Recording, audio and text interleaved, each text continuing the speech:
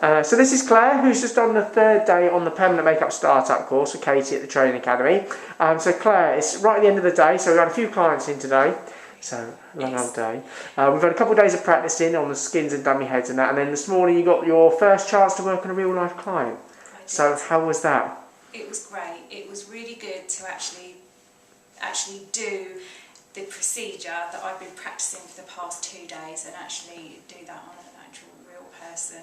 I was nervous, but actually it was really good. I really enjoyed it. Excellent. And Kate said you got straight in there, because some students are a little bit nervous on the first time, maybe don't want to always get straight in and start on it, but you didn't seem to have too many reservations? I was a bit nervous and I thought, no, I know what to do. Katie's taught me really well and she really helped me with my confidence and actually I was quite surprised. I surprised myself. Excellent. And then we had a bit of a break for lunch, and then we had another client in, and this time she had some brows and she also had eyeliner as well. So how was it working on like another person after lunch? It was really good. Again, the eyebrows were different because we did the actual tattooing. The first one was microblading. Yeah. And also I did the eyeliner. Yeah.